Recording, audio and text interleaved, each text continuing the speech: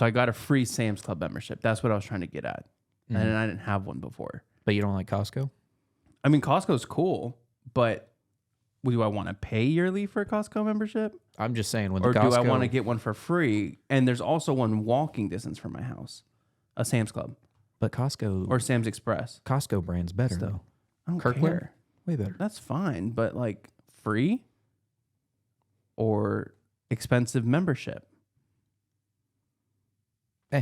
Not all of us have house buying money like you do. Yeah. And my brother... No, it's called going into debt. The only reason I have one...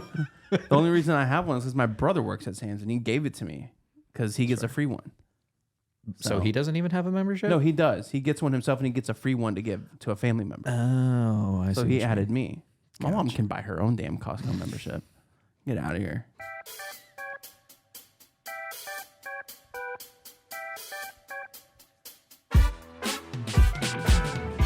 Welcome to the Good Time Sports Podcast. My name is Andrew, and I have officially been unfired, or I guess that would have been rehired.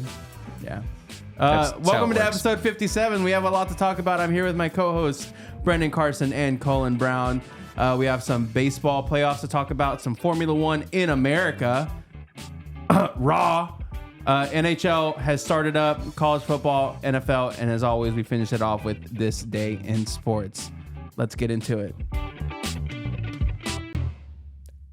What was that? That first part of that. That's what you did. That's basically what you did. It wasn't far off, to be fair. Oh, really? It was pretty close. It was pretty Raw. close to the Raw. Okay. You can never live this down. No, I can't. Clearly not. You just can't move in sudden movements Not or gonna sudden happen. sounds. No, Startle Andrew. No sudden sounds. No sudden sounds for Andrew. Yeah, no. Andrew's teams do not perform well because I will make weird noises. Can't for confirm. football. Yes. Yeah, yes. Can confirm. Yeah. I'll confirm it myself. I don't need someone else to confirm it. But whatever. Okay. I'm kidding. Okay.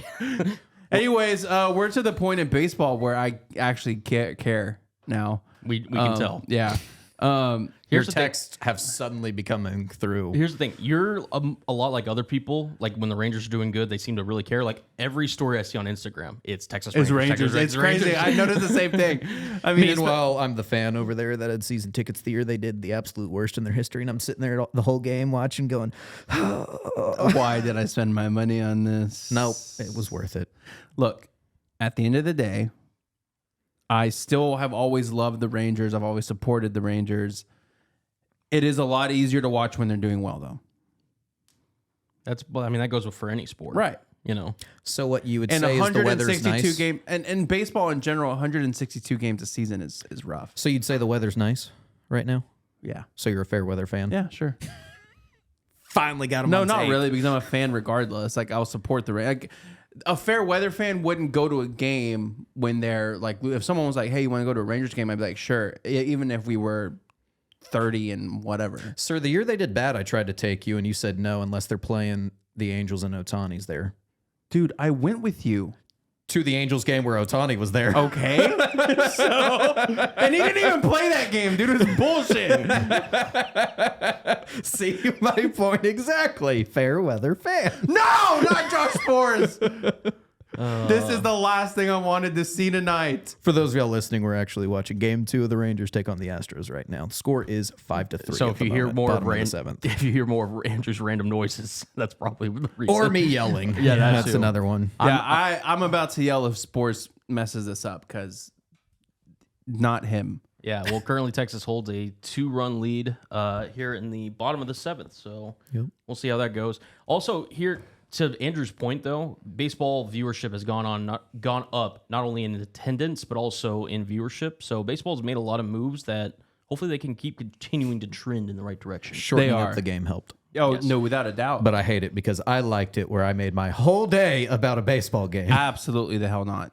I grew up for it. For Bro, I wouldn't even. It's a part of me. You deal with it. I wouldn't even go sit at a Cowboys game for 4 hours. Now, could you imagine if a it was- doubleheader back then? Because I was there. I'm about to say, I That's think insane. I've been to a They doubleheader were before, long. and you're there. It's that you just make Like your day over around 8 it. hours. Yeah, That's all you That's do. nuts. It's like You a know full how much work day. money you would spend on food and beer and You actually don't spend like too terribly much. Oh, I would. I mean, that's If I had to be at a baseball ballpark for 10 hours. So you eat before the game, right? you do. Yeah. So get lunch knocked out somewhere else before, right? You have a couple beers there. Okay. Go to the game, have a couple beers. And then in between the games, right? You grab another snack, grab 2 more beers. Sure. And you're good. Okay. Yeah. It's just you have to be And go get dinner fiscally after or responsible. something. Yes. Yeah. Some of us watch our money, while others don't. You mean I don't? I'm pointing at you. Look, man, I might be a degenerate gambler, That's exactly but that's none of your business. None of your bets hit. Yes, they do. How'd your betting go this weekend? Dude, I'm up $500. How'd your, out of the bets you made this weekend, which one hit? I went 1 for 3. That's not good odds. Okay. Not good odds. I only You'd be lost out taking on out the 2 big bets. leagues. You'd be taking out the big leagues. And one of them was just a dumb parlay that I was like, I'm going to put this in, and if it hits, I'm rich forever. And if not, I lost $20. So what? $20 for a dumb parlay. No, you need to be like the man who did $5 for $23,000. Well, in my for a dumb parlay. situation, there's a minimum. Okay. Well, suck it up. Anyways, getting back to the actual baseball in hand here. So here's the thing. I got to bring this up. So we currently have, as we mentioned, the Houston Astros versus Texas Rangers ALCS. I can't lose. Speaking of that, L. we talked about this at the beginning of the podcast. That in itself is an L. You now are showing your true colors, though, because you are rooting for the Rangers Because I in a want matchup. them, I've already told you. I said I want them to get their first World Series win. I just think it's crazy at this podcast how much power it has. All right. That didn't Houston happen. has. I could talk about this. Anyway, Houston has 2 World Series, right? That count. I'll let you do. Wait, no, did they not strip the title? No, they didn't strip it. No. That's annoying. So they have 3. Yeah. Okay. If you're wanting to strip titles, let's go look at the Yankees then. I'm about to say. Yeah, that's there's- true. Or there's a bunch. Boston. Which White Houston should have Sox. lost theirs, but whatever. Anyways. Point being, Texas has 3 World Series. Houston has 3 World Series. Who you're rooting for? It's the ALCS to go to the World Series. To go to the World Series. Who are you rooting for? If they were even? Yeah. No, I guess the Rangers since I live here right now. Okay, there you go. yeah, So he's a Rangers fan. There you go. Cool. Thanks. That's all I needed. No, just like it's They're a priority. both. It's a priority. Yeah, I live closer by, so I'll root for the local team. Cool. Okay. All right. Fine. If That's I fine. still lived in Houston, I I'd appreciate root for that. Houston. Okay, that's fine. I can respect that. I for sure. texted this earlier when Justin said he was suddenly now a Rangers It fan. still just doesn't. Which, it's- by the way, is nuts. that's crazy. The man finally gave The up on man was Boston. like, "All right, you know what? I'm done being a bandwagon fan. Like for one of my teams." We're slowly breaking him down. Andrew's first text to that, welcome. Yes, Welcome. dude, that was a great announcer voice. Welcome. Thank you. I've been practicing a little bit, so I appreciate Yeah, that. that was pretty good. Thank you. Yeah. Welcome to the ALCS. For those of y'all listening, Can you say it's baseball time in Texas? It's baseball time in Arlington, Texas. No, Chuck's better. I know that's what for those of y'all listening, Okay, I would hope so. I would hope so. The man with that much broadcasting experience is better than me. Colin is looking for another job as well as doing the podcast, so reach out to him. Please do. This is a great resume builder, and I'm sure Brendan and I don't help his resume, but Fuck, you know what? No, We're here for the vibes. It's vibes, right? We're here for the vibes. Here's what I'll say about the ALCS so far. Texas looks phenomenal. Absolutely. Their hitting has stayed hot throughout the postseason, which is something that I think even like the biggest Rangers fans were not necessarily concerned about, but at the same time, you always, when you have an offensive dominated team such as the Rangers Yeah. are, you know if you can go cold, you have to rely on some pitching. yeah. That's which and there's no secret that throughout the season this year, pitching has not been our strong suit. no. And the games where we did go cold on offense, what was our downfall? Pitching. More specifically, the bullpen. Yeah, think about the blown saves. 33 blown saves is Second. insane. Yeah, Second in the league, only behind the Guardians who had 34. Right. Insane. So imagine you have somewhat of a decent bullpen. What's your record this year? No, Like, I was talking to my brother about this. Imagine if the Rangers, just for hypothetical sake, they're completely healthy in their pitching just rotation. I mean, it's insane. The fact that you have that much flexibility Oh to my maybe God. put guys in the bullpen. John Gray would be a bullpen pitcher. That's a pretty good one considering if one Yeah. of the starters, just has an off night or something, you could bring him in as a long Because reliever. what Yeah. would your lineup be? It would be DeGrom, Yeah. Scherzer, Right. Evo, Mm-hmm. Montgomery. Yeah, so those are your four. And then you just have everybody else like, Martin Perez, John Gray, Dunning. You'd have like all those other guys Yeah. move to the bullpen to help with Leclerc and, everybody else. Yeah. So, yeah, it'd be looking good. But Be solid. But we're not there right now. no, it's not. Point But being, game 1 last night. Yep. Let's break it down. It just was an absolute. I thought it was a clinic by the Rangers in terms of being able to stay aggressive, not really reach too much in terms of like off-speed pitches and everything. They capitalized their opportunities whenever they were able to get on base. Yep. And flat out, Houston did not look ready to play. No. So here's what I liked is first pitch, they were coming out swinging. Yep. They were setting the tone early. Yep. Verlander even came out after the game and said, look, normally like in a batting order In a and stuff, lineup, yeah. there's people you can gear towards and you can watch and be like, okay, these next guys coming up, I can strike these guys out easily. He even said you have to be on your A game 1 through 9 the whole way. with Yeah, the Rangers. Leote might be the best 9-hole hitter in baseball right now. Yeah. Yeah. Like, I mean, he looks fantastic, and the defensive reliability you have with him in center field, the fact that he can hit the level that he does is such a bright spot for the Rangers. right. Yeah. Your all-star rookie is your 8-hole hitter. And like he's exactly that. He's an all-star rookie third baseman. Like it's insane. So and you really saw it come to fruition yesterday when the top of your lineup wasn't really making much noise. No, it wasn't. It was one of those where, I mean, Simeon will always kind of have your on and off games. He's performing a lot better than he was last year, but but he is. To start the game yesterday, he's batting 179 in the playoffs. Yeah, so he has, not the best. No, but you've been able to rely on like Seager. You've been able to rely on, Adolis obviously, and then it's one of those things. Mitch Garver as well. Jonah Heim kind of coming up in that second, phase of the lineup. So I think the Rangers, their depth in their hitting lineup, to Brendan's point, has really been the strength of their team, and the fact that their pitching has been able to do as well as they've been able to do. Yeah, that's been the biggest step up. That being said, the Rangers win game 1. Yep. 2-0. Huge. Massive win. I was going into this series, I was saying we have to steal one in Houston. Not only that, the fact that you stole one in Houston, but you won in a way that's not your strength. No. Exactly. If you would have told me your 2 scores came from Mitch Garver, no, I can't remember off the top of my head. I'll let you. Was it Evan Carter? I think it was Carter was one of them. Carter was a run, and then Tavares hit a solo home run. Right. I think though and that's correct. I think the fact that, again, if you would have told me going into game 1 yesterday that there were 2 combined runs scored, I probably would have leaned Houston. Not disrespecting the Rangers offense or anything, but the fact that it's that low scoring, I figured, there was just one of the nights the offenses that didn't get going. Verlander had his stuff going. Houston, maybe Yordan Alvarez, hit a bomb or something, or maybe, Bregman got a couple RBI hits or something. But it was one of those games that Texas proved that they can win low scoring, which is something that they're going to have to do, especially in these potential final 2 rounds that they're playing in, more often than they've probably been used to over the last year that they've been hitting. So the fact that they were able to win game 1 in that fashion gives Rangers fans, rightfully so, a lot of confidence in this team. I'm very confident. And then moving on, that confidence was clearly here to start game 2. Yep. Game 2 started this afternoon at 3:30 Central Time. And by 3:37 exactly, and by 3:41, the Rangers were up 4-0. Very quickly, too, in the first inning. Yeah. Yes.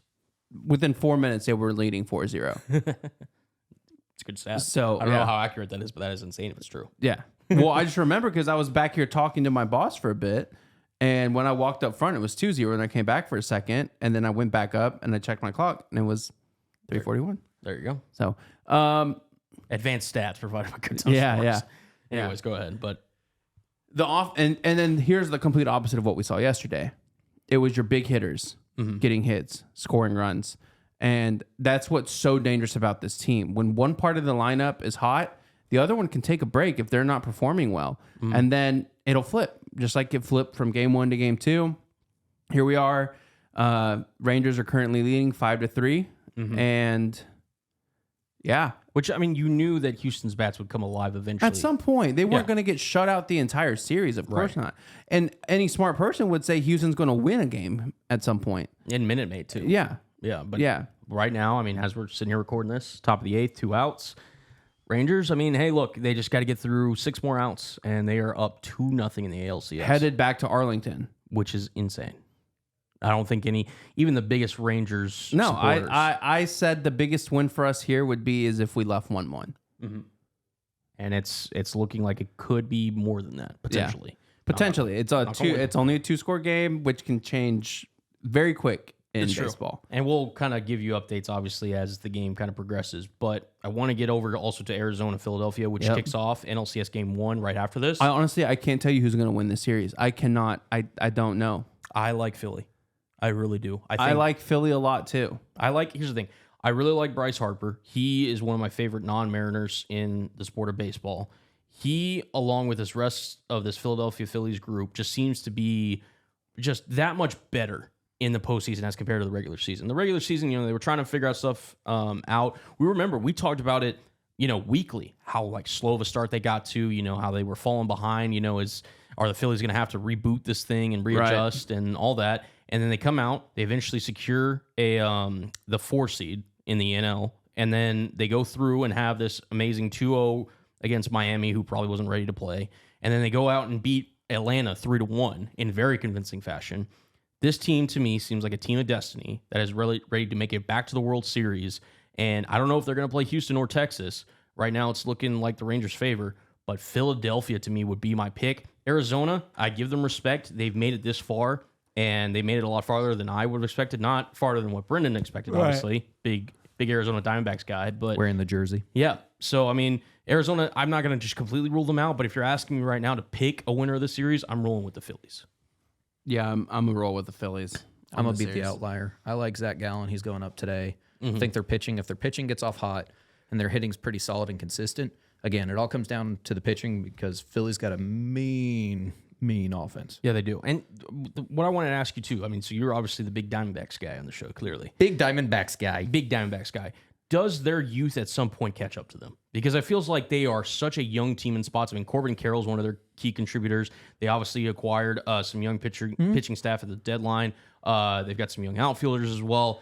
It's just, do you have faith that Arizona, like in key situations, say you've got runners on base and you need kind of that inspirational, motivational hit, or maybe, you have to bring in a reliever in a crunch time. Do you trust Arizona's youth going up against Philadelphia? I can't say I don't because look how far they've made it right now. It's true. That's part I of get that, but the thing with youth, man, is at any point they can show. Sure, and the same thing can happen with older players too. Oh, on of course, Philly's side. and they get tired easier, worn down. I feel like if Arizona doesn't get off to like a hot start early, like if Philly wins maybe game 1 and you have to win the Gallen game. Well, and that's why I was saying. So it all comes down to the bullpen. If you can keep their batting at bay and their scoring at bay, you keep them low, I think they have a chance. Paul Sewald, man. He's the guy that I'm rooting for the most, I think, out of all the Diamondbacks, man. If he can sit here and make a miracle run, I would love to see it. Because I would like to see Arizona and the Rangers in the World Series, because that would just be a fun World Series. That would be such a fun. It would be. It would be a refreshing Have World the D-backs won one? No. It'd be first for both teams. That'd be incredible. I think that'd be great. You get a storybook ending either way. Yeah, but I just, like I said, I like Philly. I've been here before. Bryce Harper is a menace. And yet now Aroldis Chapman comes in for the Rangers. So. Speed is key. All right. Brother. Anything? I know we're going to be giving updates about this. Look, Pop Fly, you're fine. We're going to be giving updates of this game as the podcast is going on. But is there anything in the world of baseball else that you guys want to touch on? It's crazy not having your quick 2-minute injury update. I know it's been a while. Yeah. Well, you can give us one. Because there's some big news coming for Game 3 for the Rangers. Yeah, there you go. All right, ready? Take a deep breath. Wait, hold on. Here we go. Wait, ready? no, I'm not ready for this. Hold on. You can't just It's say one. There's one of them. It's literally one. Here, one I'll do it. All right, ready? Here we go, Brendan. Brendan. Go ahead. Max Scherzer will be coming back to play for Rangers in Game 3. That's there we literally go. I'm glad you got your shot. Put me in, coach. I can do the injury part updates. of that is just the music, just hard stop. All right, that's it for the world of baseball. Let's get on over to the racetrack.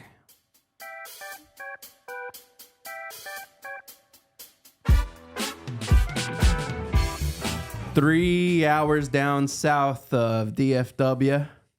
The 3 hours. Circuit of the Americas. You'd say 3 hours no traffic or 3 hours? Oh, that's like with a clear highway. Yeah, like okay. No construction, no traffic. Yeah, I was about to Maybe say. with some Honestly, where DRS. it's sitting, and you're driving the Red Bull. Yes, exactly. No, 4 hours down Yeah. the Circuit of the Americas from here in DFW with traffic, construction on a good day. Right. I was about to say you better account for 5 hours in the city. Yeah. Honestly, because the drive to San Antonio is supposed to be 5, but that usually takes 6. It's usually, yeah. So Yeah. Yeah. Avoid Austin with everything. You yeah, possibly honestly, can. yeah. pretty much. At this point, yeah. Put a wall around it, I guess, but just drive around it. I mean, What? That was just not. I was not expecting that. Austin's just a mess. Oh man, you're a mess. I am. COTA I'm this a mess weekend. sometimes. How are we feeling?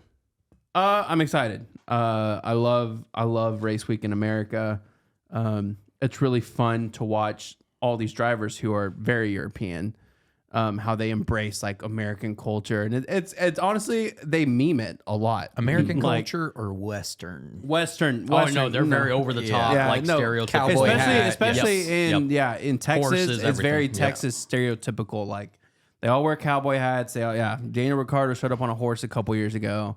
Like Here's the thing. So speaking of Daniel Ricciardo and the whole Texas and everything, out of all the drivers on the grid, this is just a fun. I want to get your opinion on this. Who do you think acts the most American on the grid? Would you say? no way. And You need to walk Jordan Alvarez every time. Jordan hits a home run, making it 4-5. Still in favor of Texas, but yep, that's a quick update there. 2 home runs today. Yeah, and listen, not everyone can be Jordan Montgomery, apparently. So, excuse me. But yeah, I just sitting there thinking about it. I'd say Daniel had to be like the number one most likely to act like American because he's very like outspoken, Yeah. he's funny and all that Yeah. stuff. Like Logan Sargent to me doesn't even really feel like American. I don't know what it is. About him. No. Yeah, he's from America. I honestly He's- completely forgot Logan Sargent was an option, to be honest. yeah, but it's just like It's literally his home race. yeah, well, ish. It is. Yeah, I guess for everybody. Yeah, That's country wise, yeah. I mean, technically he has 3 home races here, so and Miami would be That's true. closer. That's true. But yeah, I think. Well, listen, Max is gonna max in this, just because it's whatever. It's Max. Mercedes is bringing what they call crucial upgrades this weekend. That's gonna give them the direction for their 2024 car. I'm interested to see that.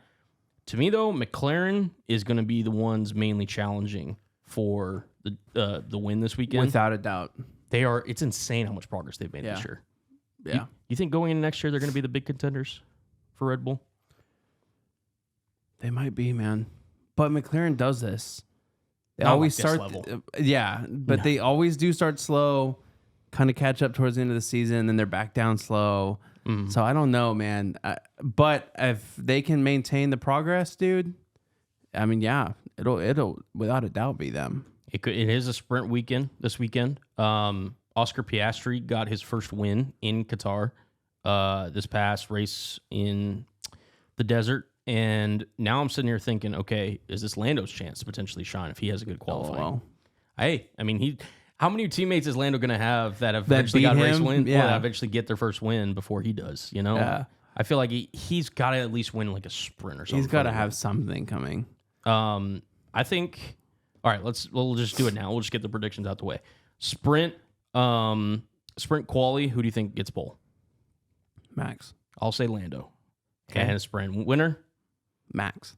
I'll say Lando because I'm speaking it into the universe. Okay. Clearly. All right. All right. Race. Who do you think qualifies on the podium? How about that? Qualifies on the podium. Max. Yep. Signs. Okay. Lando. Okay. I'll go Max. I'll go Charles because I think Charles can pull out a good lap here, and I'll go George Russell.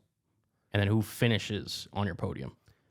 I'm going to go Max, Lando, Lewis.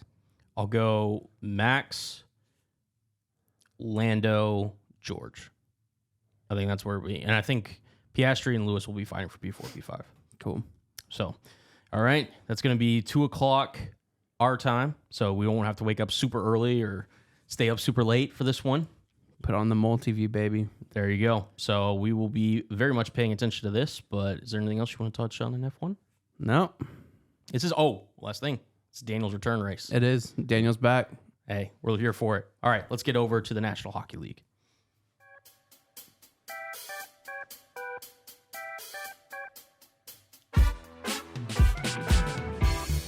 So last week, we made our predictions for the NHL season. Brendan had the Stars being their year. Who'd you have them beating in the Stanley Cup, excuse me? Ooh. I'm trying Was it Carolina? I think you had Carolina, I think it was Carolina. And then I had Edmonton over New Jersey. Oh, boy. In the Edmonton Stanley is Cup. Not on a hot start. No, they are not. Currently 0-2. It's a rough start for them. I do expect them to kind of pick it back up. They're just too talented not to. But yeah, definitely not the ideal start. They started for the very Oilers. slow last year, too. They did. And they ended up picking it up. So Yeah. hopefully they do some of the same. So I'll just quickly go through my division winners. Okay. Boston. Brennan picked Boston. I picked Toronto. Boston in the East. Yeah, in the Atlantic. Metropolitan. I'm sticking with the Canes. Okay. All You right, and Canes. Brendan. He's 2 for 2 with you, Brendan. So I think the Stars win the West. okay, all three of us there. 3 for 3. In the Central, you mean? Yeah, Well, sorry. yeah, Central. Yeah. But they will win the West for me, Okay. too. So There you go. Yeah. Now Pacific. Who do you got? Ooh. I'm going to say the Kraken. Ooh, so we got 3 I'm different going to ones. sleeper pick. Here's the thing. I would love it if that's the case. I just don't know if we're that team. yet. Yeah. I don't know if we are. Why do you say the Kraken? Is this I'm just curious. your wild card? It's my thrown out wild there? card. Okay. I mean, Vegas is the obvious choice here. Which is what Brendan picked. Yes. But I don't know, man. After their run last year, I feel like maybe, they're kind of look like they're on a bit of a hangover right now. But I think they kind of pick it up, and I think they just have a really good year this year. I would love it if that's the case. So, I would absolutely love it. um, And then you have Stars over. I have Stars in the West. I have Stars over Vegas, and then in the East, I have the Canes over. I'm gonna say Toronto. Woo. And then I'm gonna have Cup. Stars over Canes. Okay. Got 6. So now we're all in the same, we gotta Ballpark-ish. do- Yeah. Okay. I mean, I feel like it's fairly reasonable. We all went with at least similar-ish teams for most of the divisions and, potential Stanley Cup winners. No. I got to talk about this. So I believe his name's Austin Matthews for Toronto. Yes. Having back-to-back opening, Stud. just incredible performances. Yeah. I'm not saying he's Connor McDavid, but he's obviously one of the better players in the NHL. Do you think that Toronto, this could be finally their year in order to knock off the just long drought that they've had for seems like forever? I told you I liked him this year. I did said, too. I said that's my if there was a backup pick, I was like, man, Toronto would be it right now. Yeah, obviously I put a lot of faith in him picking him to win the division, but You did. they're looking good right now. It's only a couple games in, obviously, but Yep. Speaking a couple games in, right now Vegas leads with 6 points, followed by Vancouver for the Western, Avalanche at 4 as well. Yep. Let's see here. Carolina at 4, Pittsburgh at 4, Boston at 4, and Toronto at 4, and Ontario. All at 4 points. Yeah, this is. I think the West can be really jam packed. They kind of was that way last year, where the East was more top heavy and the West was kind of more condensed. To me, there isn't a lot separating these teams in terms of overall talent, in my opinion. I mean, there will be teams obviously that fall off later in the year. Yep. But I mean, I'm looking at like Avalanche are really good. We talked about the Stars.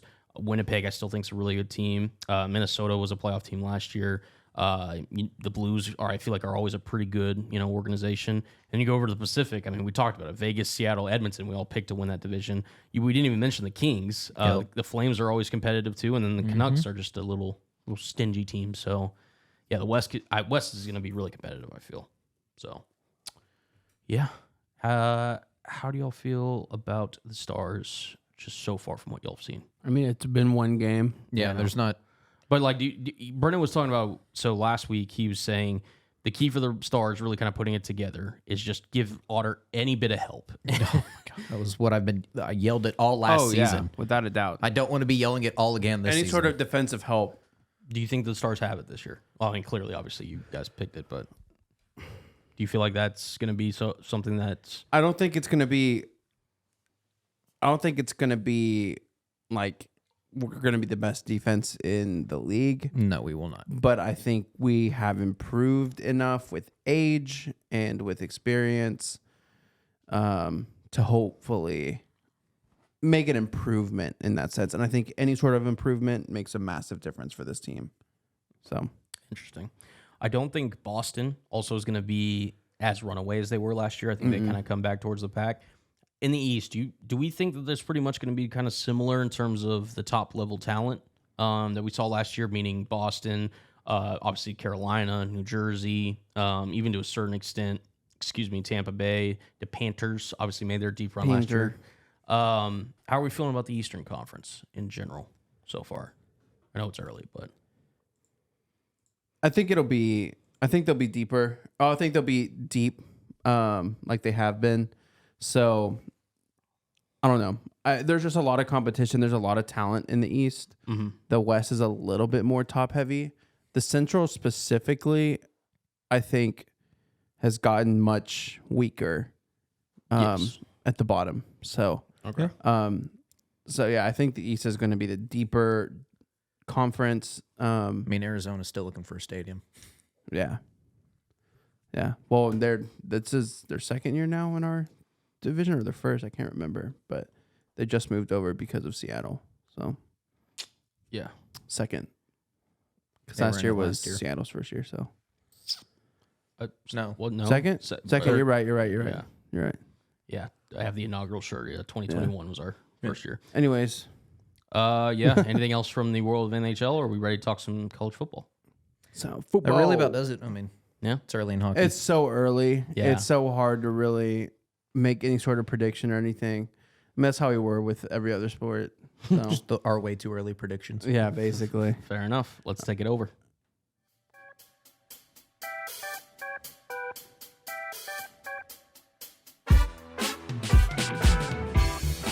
Are you ready for some football? See, now you were talking about the injury report. I can run through the AP top 25, and that'd be the new thing. Yeah, Georgia remains number 1. Followed by Michigan, number 2, Ohio State 3, Florida State 4, with Washington jumping up a couple spots to number 5 after their win. Oklahoma, and a couple first place votes. Yeah, they are getting some respect. Oklahoma moves down to 6 after their bye week. Boomer. Penn State 7, Texas at 8, Oregon 9, North Carolina rounds out the top 10. Shout out to Brendan's surprise team. 11, Alabama, 12, Oregon State, 13, Ole Miss, 14, Utah, 15, Notre Dame, 16, Duke, 17, Tennessee, 18, USC after their loss to Notre Dame, 19, LSU, 20, Missouri, 21, Louisville, 22, Air Force, shout out Air Force, 23, Tulane, 24, Iowa, 25, UCLA rounds out the top 25. Wow. A lot of movement. Had some upsets this week. Indeed. Let's kind of get into the recap, right? Let's get into it. Let's start over here with Georgia toppling Vanderbilt. I think they gave up way too many points to Vanderbilt. They just Georgia seems, you know what Georgia seems like to me? They seem like the team that they think in their minds we can just turn it on whenever. Like if we're going up against a team that we feel like we truly need to give our attention to, like they did against Kentucky. They just flip it on. They look like the dominant 2-time defending champs. Yeah. It's whatever. But then if you're playing a Vanderbilt, with all due respect to Vanderbilt, they kind of sleepwalk. They're like, yeah, Beck maybe not be as sharp as he is. One thing of note also from this game, Brock Bowers is going to have surgery. He got injured in this game. He's probably done for the year. Yep. He may be able to come back later in the year, but for the foreseeable future. Be very late. Yeah, he is not going to be with the Bulldogs, so we're going to interested to see how their offense goes. But yeah, to me, I still just don't trust them completely. I don't know what it is. You're waiting for it, the upset. I don't think anybody in the SEC is going to beat them, even if they get to the SEC championship game. But when you get to that college football playoff, when you're playing the elite of the elite, again, depending on who they're matched up with, they could 100% lose in the first round. So I don't know. They haven't looked like the dominant superpower that they have been in the previous couple of years. All right, Michigan handles business 52-7 over Indiana. Same thing with Ohio State, 41-7 over Purdue. And Florida State, 41-3 over Syracuse. Penn State, my God, 63-0 over UMass. We'll come back to this one. We'll come back to these next two. Yep. Alabama in a close game against Arkansas. Yeah, Jalen Milroe, just when you think you can trust him, he just kind of pulls out those games where he just is not quite as fine-tuned as you'd like him to be. He can still make plays. He's a D1 caliber, athlete, without a doubt. It just, Arkansas will play anybody tough. They're not going to have the top end just, record-wise, or talent-wise, I should say.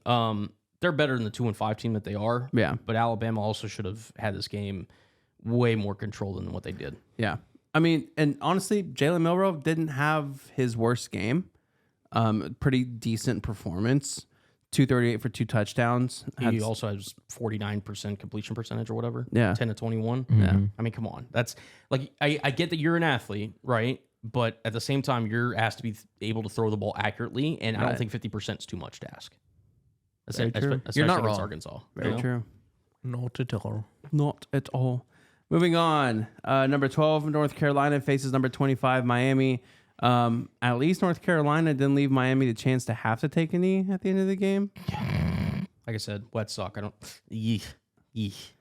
This locker room, I'm not sure is still with Mario Cristobal at this point. It might not be, man.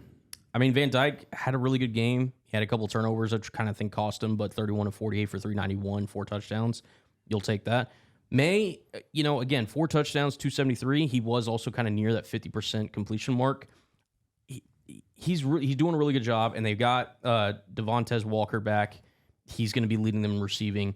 This North Carolina team can very much compete with Florida State in the ACC championship game. It looks like those two are going to be competing for that final potential college football playoff spot if they keep rolling the way they're rolling. So, yeah. North Carolina handles business, though. Louisville handed their first loss of the season, 38-21 to Pitt. Just when you thought the Cardinal were back, they had the most impressive game in recent memory that I can remember last week against Notre Dame. Oh, my God. And then they come out this week and they play like Louisville. Like they play like the old Louisville. Yep. And then Pittsburgh just dominates them at home, 38-21. This was a team that I thought could potentially be like a dark horse pick in terms of competing in the ACC. Now, just with a loss like that, I don't know where the direction of the program is going forward. Yep. There's still a chance to rebound, though. There is. But that loss yesterday. I mean, that's like a huh? Well, this was upset week, basically. It was in a lot of ways, yes. So it was. Now, a team that Cole and I both kind of liked a lot going into this season, Oregon State 36 over number 18 UCLA. Sorry, number 15 Oregon State over number 18 UCLA. 36-24. DJU is him. DJU is him. Incredible game. They're arguably one of the most complete teams, not only in the Pac-12, but in the country. They get it done on both sides of the ball. Dante Moore, he's still a freshman. 14-33 is ugly with 165 yards and 3 picks. This is something like UCLA is going to be one of those teams that like next year and maybe even the year after that, they're going to compete for the Pac-12. Or, well, like it's not the Pac. They'll be in the Big Ten at that point. Yeah. They'll be a better team in years to come, but right now they're just, unless Moore has a good game, they're not going to be able to compete. And DJ, to his credit, was a better, competitor in this one. And Oregon State now is looking at a potential dark horse candidacy for the Pac-12. Absolutely. So credit to them. Absolutely. Number 16, Utah over Cal, 34-14. Utah handling business like they're supposed to. Yeah.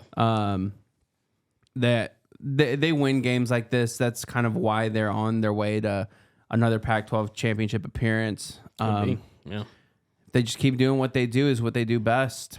They'll be there again. Win ugly. Win ugly. Yeah. Win or like pretty or ugly, they win. They win. Number 17, Duke, 24 over NC State with 3. I hate that Duke is a good football school.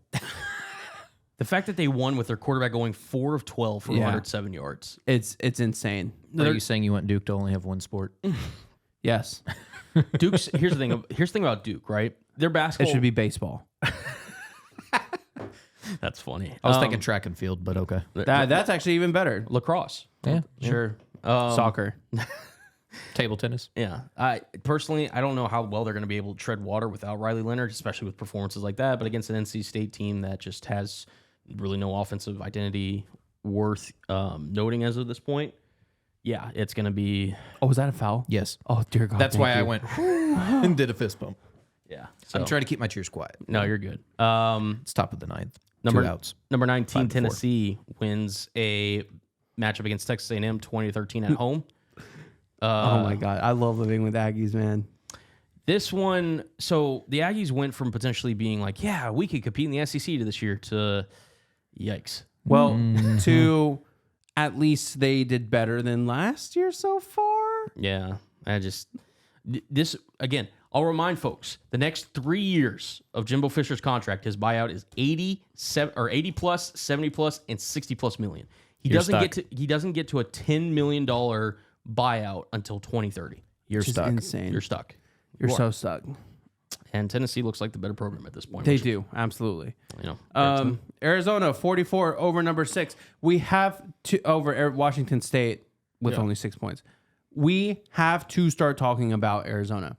yeah, I don't think anyone's going to disagree with you here. They gave USC a real run for their money. They obviously beat Washington State. Yup. They're a team that, they can beat anybody on any given day. But they can lose to anybody on any given day. 100%. And, they're a really well-coached team. They're not just a basketball school. They're becoming very respectable in football. And Cameron Ward, I've been raving about this guy really the entire year. I thought he's one of the more talented quarterbacks, in the Pac-12, and they made him look non-existent. They completely swarmed and just overwhelmed the Washington State offense. And yeah, Arizona is not a team to be, played with basically. Nope. So it was a rough one for Washington State. Yeah. All right, LSU looked like the LSU team that we knew they could be this week. Number 22 LSU over Auburn 48-18. Jaden Daniels 325 yards, 3 touchdowns, 1 interception. They dominated this game from the jump. Jaden Daniels, despite LSU season, is having a Heisman potential level season. Incredible season. He is a one-man wrecking crew. He's able to do it on the ground, through the air. They've got obviously talented everywhere. It's LSU, for crying out loud. Yep. And now it seems like they finally found their footing. They really just felt like their defense is finally starting to catch up with their offense, which is not something you normally would say about LSU. Yeah. And they showed out in this game. So credit to LSU. Moving on, Kansas finally got into the top 25, and it's gone. Yeah. Kansas loses 39-32 to Oklahoma State in Stillwater. Obviously, this is the second time now they've lost. Kansas is missing Jalen Daniels, but that's not an excuse because their backup quarterback threw for 410 yards and 5 touchdowns. That man could not have done anything more for you, other than the 2 picks he threw. But hey, listen, I'm saying you could always do more. Hey, 2 picks mean a lot in a 1-possession game. That's true. So, bummer for Kansas, but you know what? They're on the up and up, man. They're headed in the right direction. I'm very excited to see where Kansas goes in the future. I agree. And then finally, Mizzou seems like a team of destiny, man. Mizzou beats number 24 Kentucky 38-21. Looking at their schedule, so they play South Carolina this upcoming week, which we'll obviously talk about in a second. Then they have Georgia, Tennessee right after that. Then they finish off Florida and Arkansas. Dang. They look really good, but we're about to find out what they're made of. Exactly. Yeah. But hey, credit to them. This was a game that me and Brennan talked about like a couple weeks ago. Yep. About how it could really shake out for that part of the division. Yeah. Shout out to Missouri. They took care of business. That was it for the top 25 games this week. There's a few bye weeks. The ones that we were coming back to. You're right. Yes, we did miss a couple big ones. That we saved for the end. Let's start with USC Notre Dame. Yep. All right. Because this one was more of the snooze fest of the last 2. Yeah.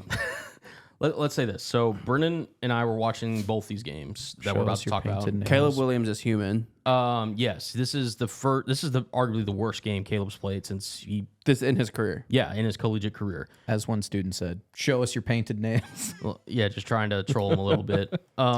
Look, I said this game that this could come down to the weather. Weather was actually pretty suited to USC style. And credit to Marcus Freeman. Credit to Notre Dame. They got into Caleb Williams early in terms of their pressure. Yep. And Caleb was making decisions that he normally doesn't make. And Notre Dame took care of business in South Bend. And How many picks did Caleb throw? 3. He threw 3 picks, but what's crazy is he still threw like 70 more yards than Sam Hartman. Yeah. Hartman's a guy that Sam Hartman's like the perfect game manager. Exactly. If Sam Hartman was a Cowboy, the Cowboys would win a Super Bowl. This is why we can't let Cowboy fans just get any bit of momentum because of crap like that. It'll be our year. What are you talking about? Hartman would not lead you guys to a Super Bowl. No. Not even close. What? What are you on? A game manager is what I mean. If we had a game manager, not Dak Prescott. Jeez. We're both looking at you. Let's just move on. Anyways, from just that. keep going. Talk about football. Audric Estime, he's one of the best running backs in college Without football. a doubt. 22, Oh my 95, God, he's a 2 touchdowns. stud. He does it all. He's even improved in the passing game in much as protection. But from the get-go, Notre Dame had control of this game. And shout out to them. They knocked off USC's perfect season.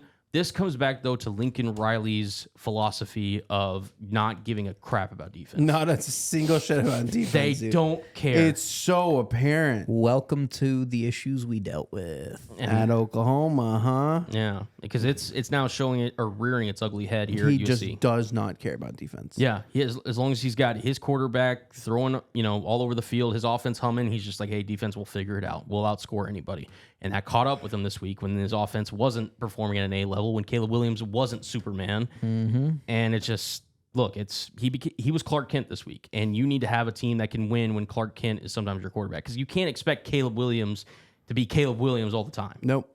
I'm so proud he has a pop culture reference for once. That's really good. That was a really good one, too. I know. That was a really good one. Thanks, guys. All right, I'll give you credit. Thank you. Moving on Colorado. to what was the game of the week, without a doubt.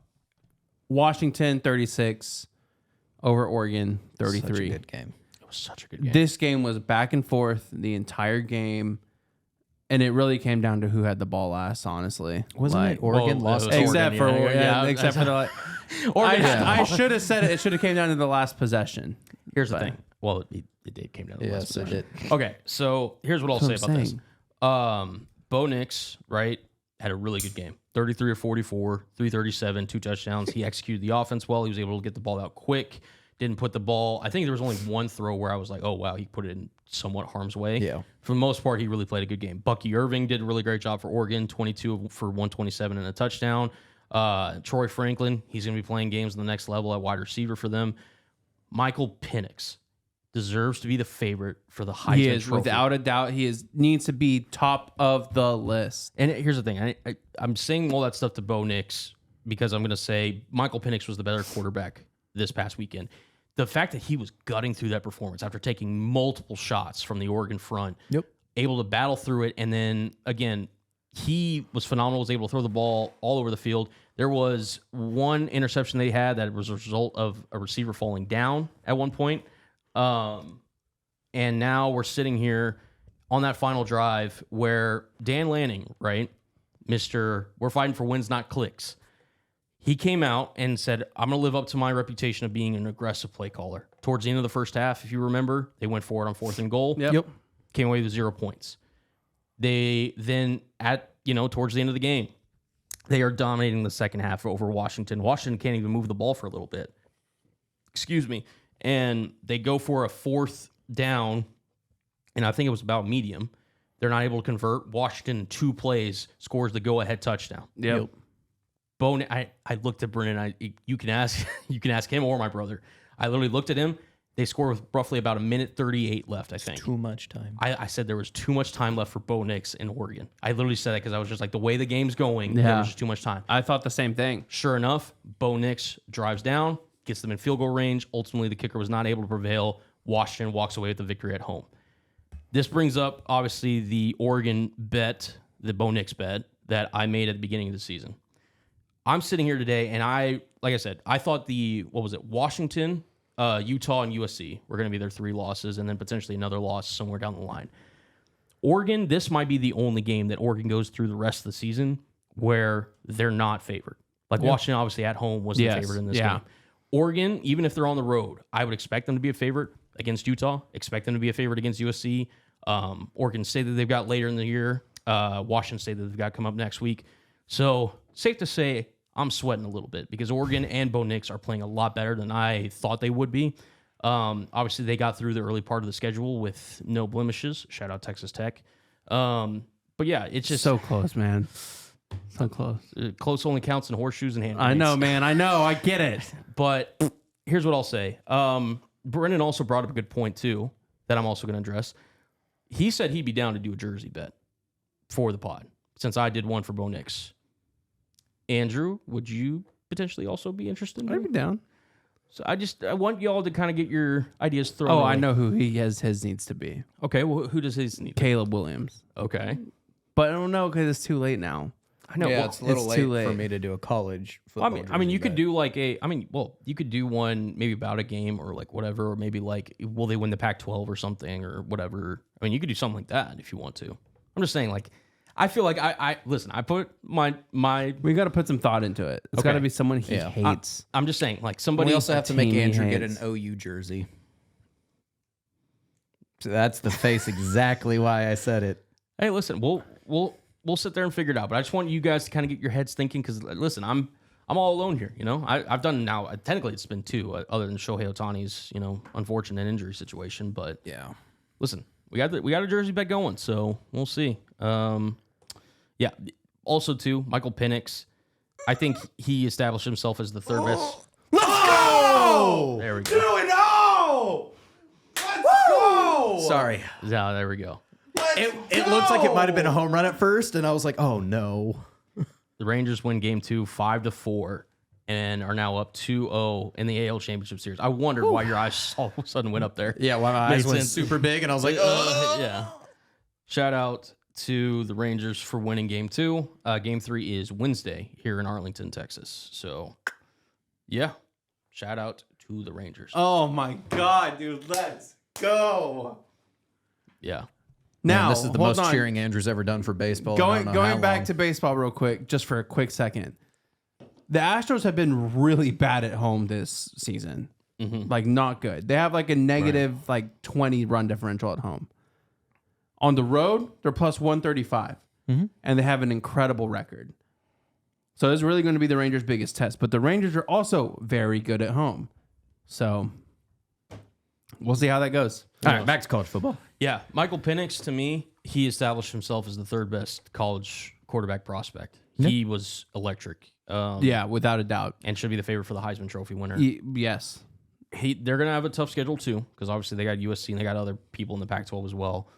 But yeah, Oregon, they're not done by any means. We're going to get into, I think, previews right now. There's one more game we have to cover. Which one did we? Which other one did we? When you're tweeting during halftime, Which one? posting on Instagram, What? your merch. Oh my God! Yes, There it is. There it is. Yeah, totally forgot about that. Sorry. Yeah, Colorado, Stanford. Oh. Yeah, that we totally forgot. Oh my God. Yes, thank you, Brendan, for that. Yeah. Yeah, Colorado. Look, I would have liked to give Colorado credit for a win, but No, listen, this was a reality check for Colorado. that was 29-0. Sorry, it feels like so long since that game. I know. Colorado was up 29-0 at halftime. What Brennan is referencing in terms of posting stuff online, Shadur Sanders is posting merch to his Instagram, linked to his merch website or whatever Yeah. at halftime during a game. during the game. And Stanford then comes out, forces overtime versus Colorado, and ultimately pulls out the win in Boulder. Yep. Travis Hunter, I'm going to keep saying this. If you want to use him on both sides of the ball, that's fine. He cannot do it for the duration of a season and expect to be effective. That kid is not that much better than Travis Hunter, but because he was so gassed throughout the first half playing both sides of the ball, there was nothing he could do. And I'm sure Dion, trusted him to cover him one-on-one, and Travis wanted the matchup. It was very evident that Travis was gassed by the end of that matchup. Yep. I just think that if you want to go up against, like I said, a USC or like a TCU at the beginning of the year, and you want to put Travis on both sides of the ball to give your offense an extra juice, 100% respect it. Mm-hmm. You cannot do it and expect him to be the same caliber of player for 4 straight quarters, and especially overtime. Yeah. Dion, he's in a rough spot because he's trying to get the most out of this team and potentially get into a bowl game. That was one of those games they had to win if they want to be bowl eligible. And I just don't know if they've got the stomach or the team to make it to the postseason with the way that they're continuing to implement their players. Yeah, when you go into halftime with 29-0, and then now you're starting to get full of yourself, that's an issue. Yeah. And even Dion, like his post-game speech and all that, they've posted online. Like he called people out. Yep. So he saw what happened there too. So when people think they're better than what they are, it'll happen. Yeah. So all right. Any thoughts, or do you want to preview these games? Previewing next week. Yeah.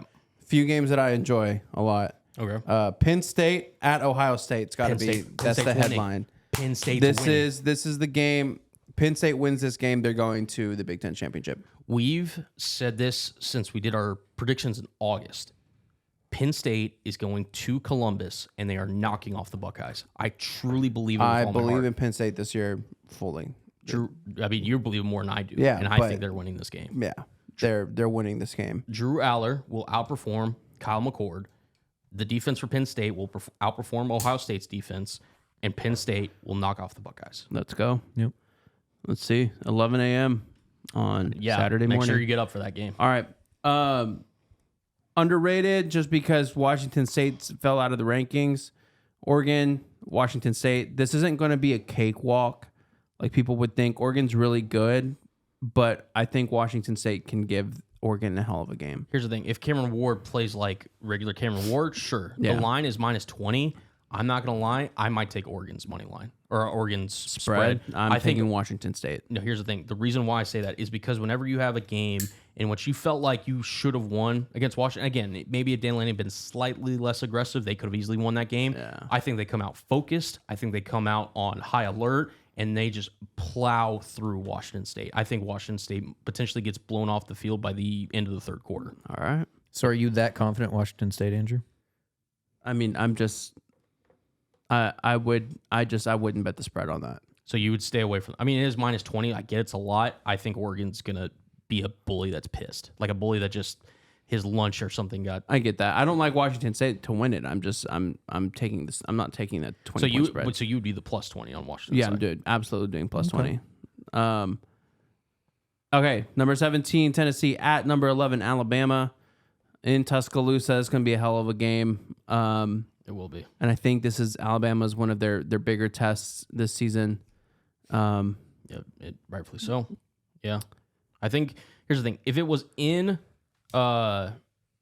Tennessee, I would be more apt to pick the Volunteers. Yeah. Joe Milton has not been as sharp as he was at moments last year. And I think Milroe will make just enough plays for Alabama to squeak by here. I agree. I mean, that's kind of been the track record. It is. No, I'm bringing 100%. up this game simply because the over-under for this is 32 points, 32.5 points for a college football game.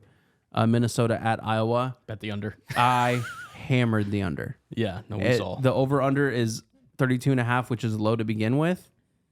I'm still going under. That's fine. I don't blame you at all. Yeah, both of these Who's teams. scoring? Yeah, exactly. Who's scoring? Yeah. Who's scoring? Watch This this be the game- one that just blows Andrew out This the game water. could be 7-0. It could be. Like- It could be like a 10-7. Yeah, easy. So we'll see. Moving on.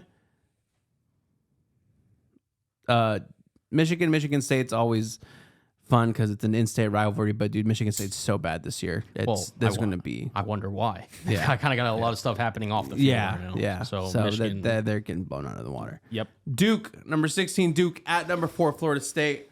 Florida State's going to have a challenge. I'm taking Florida State easy No challenge. by like 2 scores, but Did you see the quarterback that they had in last game against NC State? This is not a challenge. I'm sorry, with all due respect, like Duke did a really great job this year, and if Riley Leonard was playing, I'd give Duke a legitimate shot in this game. They have no shot. that's true. Well, no Riley Leonard makes a big difference. I like Florida State pretty handily in that one. All right. And then finally, number 14, Utah at number 18, USC. I think USC can find their second loss of the season They could. back to back. So Cam Rising, right? So he obviously suffered a major injury in the Rose Bowl this past season. He still has not played in this season's campaign so far. I worry about that specifically because, again, Lincoln Riley does have a good track record of once he loses, coming back the next week and kind of refining his footing and becoming more, like getting in his bag, so to speak. And the fact that it is in the Coliseum, I think USC could have a rebound week this week. Utah, you can never count them out by any means. But they win. I think that this is one of those games where Caleb, okay, let me lock in. Let me rebound a little bit. Lincoln Riley gets in his bag. I would be very interested in watching because we all know that the NFL, or both NFL and college, coaches script plays at the beginning of the game. Yep. I would be very interested in seeing USC script in this one and how effectively USC moves the ball first quarter, maybe even early in the second. If it goes with the game script, otherwise you're reaching into the playbook. Well, yeah, no, if they're able to move the ball, because Utah's defense is legit. So if they're able to move on Utah, then it's like, okay, USC maybe found their mojo. Maybe they're, and again, they're still going to have trouble tackling. So if it gets into it where it's still close and Utah's still able to run the ball effectively and not be forced to pass, Utah will make this a game. But it's just, if USC can get out early, it could spell trouble for the Utes, in my opinion. I agree. But you have anything else for the world of college football? Before we head on over to the gridiron, I'm just making sure of the NFL. Both gridiron. Low key, Washington, Arizona State. Watch out for that one to be closer than what I expect, or what most people expect. Washington coming off a big win at home versus arguably the second best team. Yeah, the hangover game. Arizona State with Kenny Dillingham. I've been saying this. Arizona State kills teams, bro. They do it every year. And yes, it's not in Tempe, but listen, if Washington could come out, Washington could come out slow in this one. I'm just saying. So they could potentially. I can see a slow first half, go to halftime, regroup, you come out and gone. Yeah, and that's a late game too. But just if you're watching college football at 9:30, pay attention to that one. Let's head on over from college football over to the pros.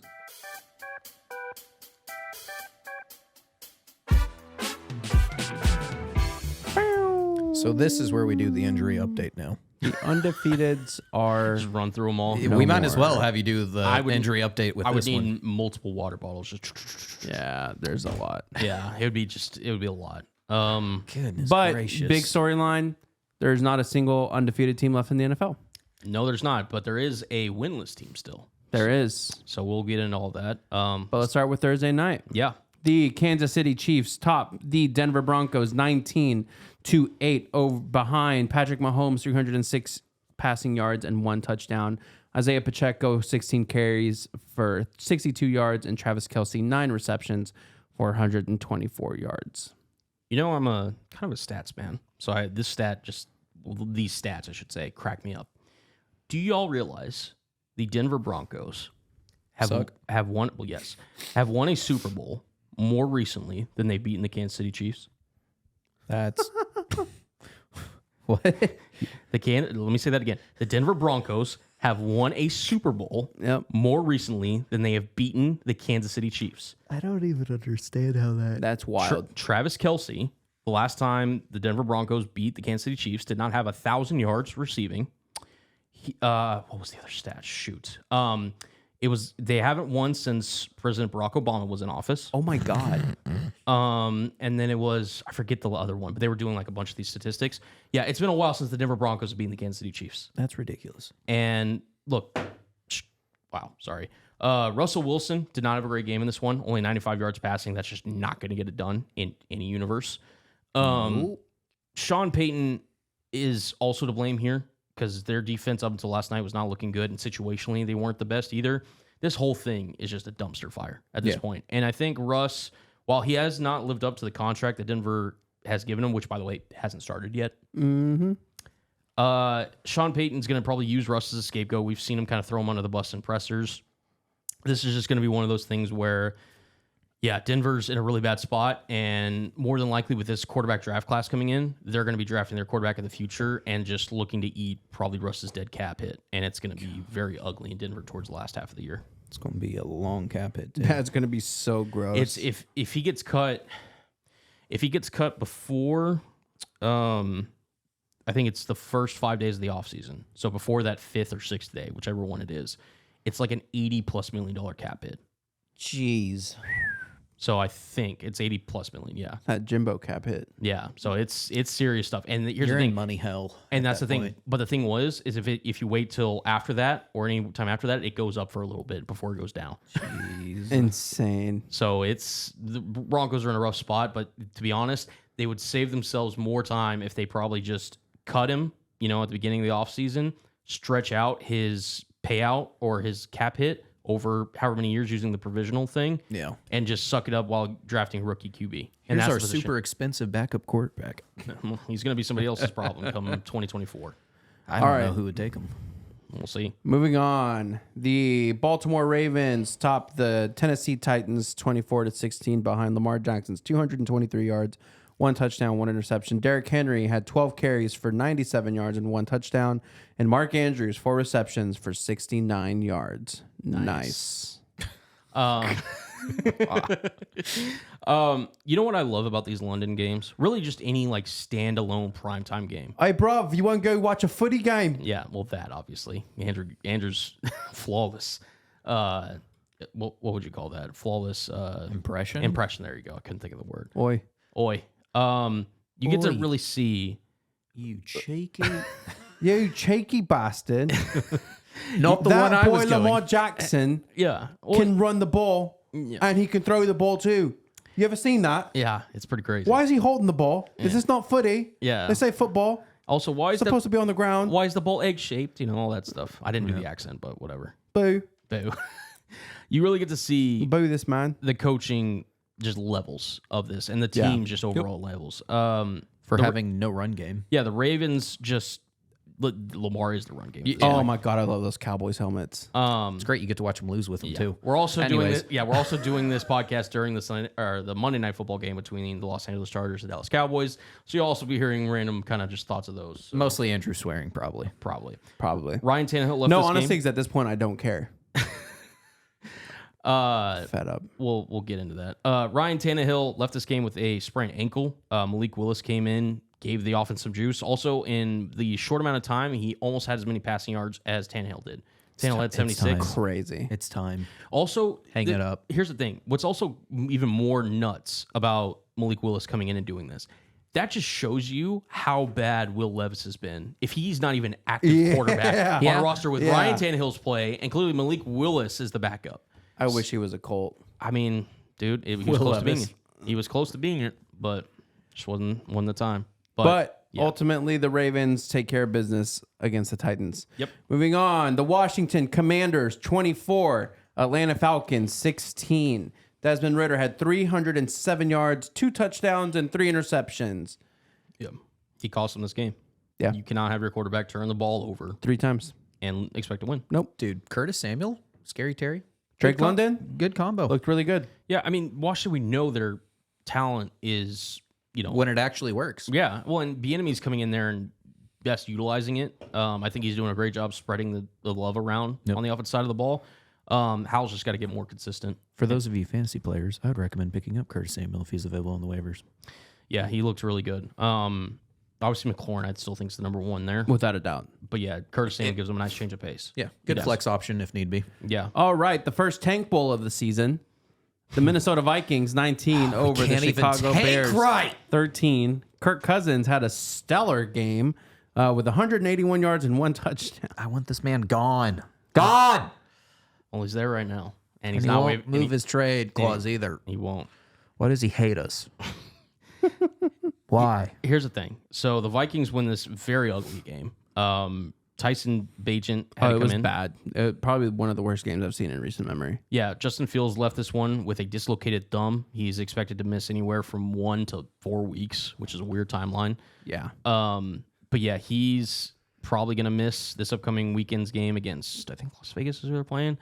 Chicago's Like they would have won. Chicago, it's crazy to think that against, bad defenses, right? In Washington and Denver, Chicago's offense looks competent. But the second they even play a remotely good defense that Minnesota has this year, it's just not the same look. Our defense isn't even like But it's better than those great. two. Yeah, you're not wrong. Yeah. I have an announcement to make. What's that? I think I'm ready to say that the Vikings are not going to be in the Super Bowl. Oh, you're finally just now Finally realizing admitting that. when I've been saying I want us to lose every game. Yeah. I'm at this point in my Minnesota Oh, fandom. trust me. Welcome. I get it. Yeah. We'll be talking about your other Super Bowl. I pick here hate in a my minute, team. too. Yeah, so that one was ugly. You're not even in contention for the tank off for Dude, Caleb Williams. I know. We're just in null. and hell. You're That's what getting we are. Dak Prescott for 5 more years, and you're going to like it. I'm going to cry. Moving on. The Bengals take care of the Seattle Seahawks in what was a defensive game. 17-13. I wouldn't even call it defense. It was a game. I call it Offensively offensively bad game. Offensive anemic. Yeah. Geno Smith had 323 yards, no touchdowns, and 2 interceptions. So here's what I'll say. Kenneth Walker, 19 carries, 62 yards, and 1 touchdown. Tyler Lockett, 6 receptions for 94 yards. Yeah. For the Bengals, they've got to learn how to finish drives. They're getting better offensively, and they are 3-3 now heading into their bye week. They just have not been efficient in the red zone and finishing drives that they need to get better on. Seattle, their offensive line, honestly, all their backups that they've been using finally caught up to them. They finally look like and played like a backup offensive line. Yup. DK Metcalf, the man whose jersey I'm wearing today. DK, bruh. You said before the year that you're looking to be a leader of this team. You're looking at as one of the veteran guys in the locker room, that you're expected to kind of take that next step in maturity. And all I've seen from him this year is temper tantrums, pushing and shoving guys, freaking calling out, wide receivers. As the Cowboys and Chargers look to get in a pregame scuffle there. Shocker. Oh. I mean, straight up. Yeah. Punching a dude's helmet off. No, that's Austin Eckler's. It was open Hitting him palm. a couple times. Yeah.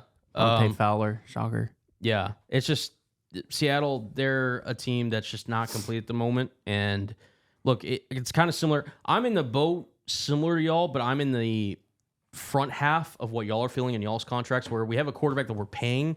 He isn't good enough to compete for a Super Bowl, but the team that I root for doesn't realize it yet. Your teams are starting to realize it.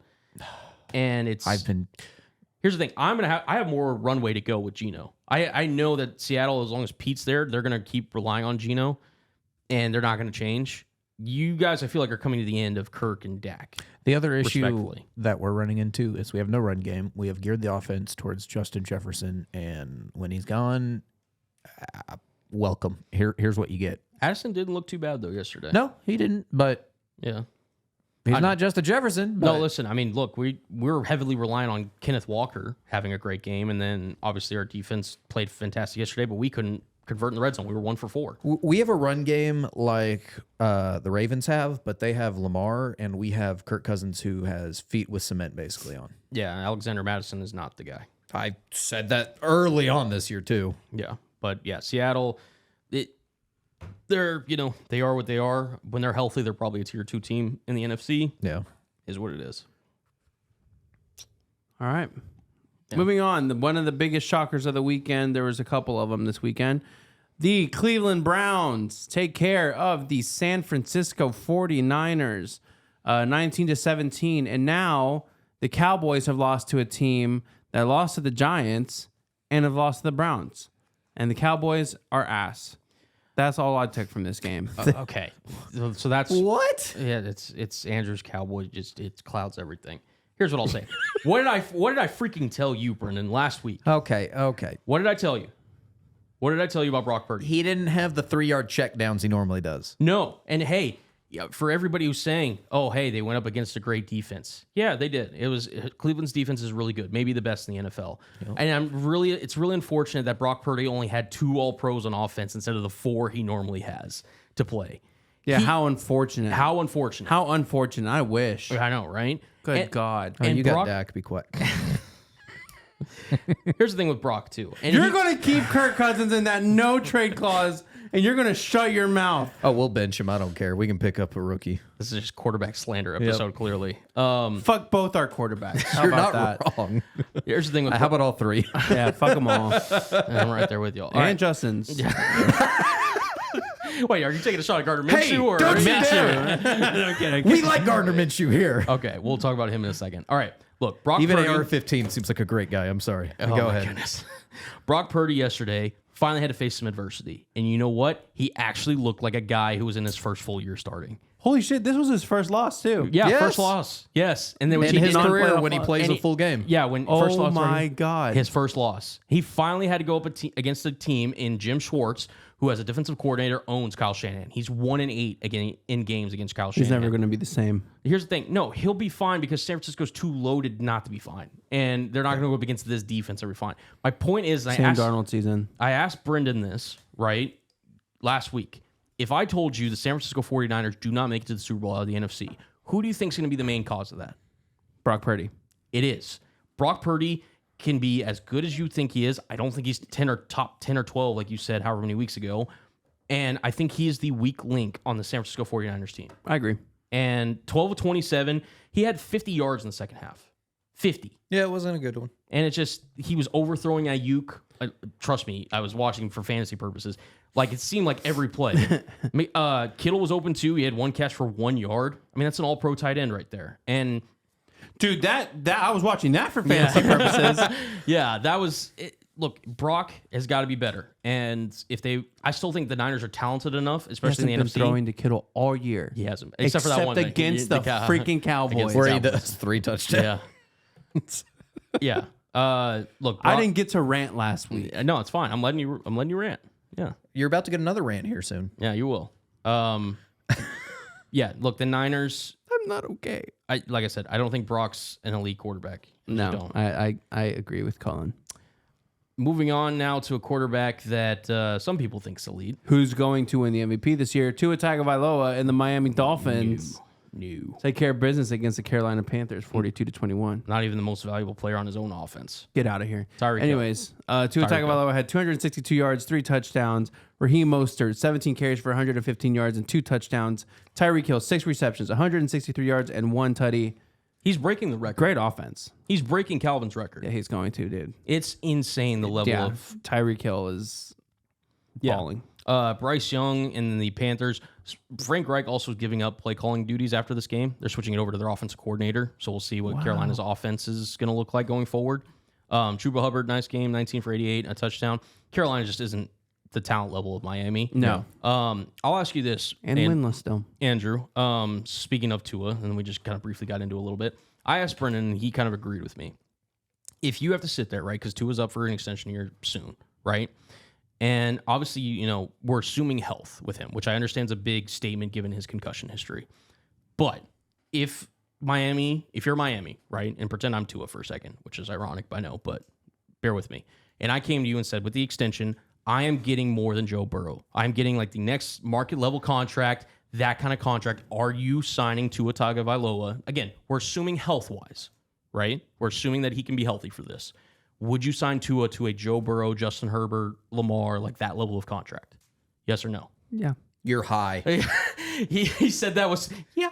You're high. You're not. You're losing everyone on that team then. Exactly. Which is my point. That's a good point. Which is what's helping Tua look the way that he does. I even said you need to tell him you take a pay cut or we'll find someone to replace you because it's not hard to replace him. Which is exactly my point. If you're not willing to pay him that level of contract, you do not think he's an elite level guy either.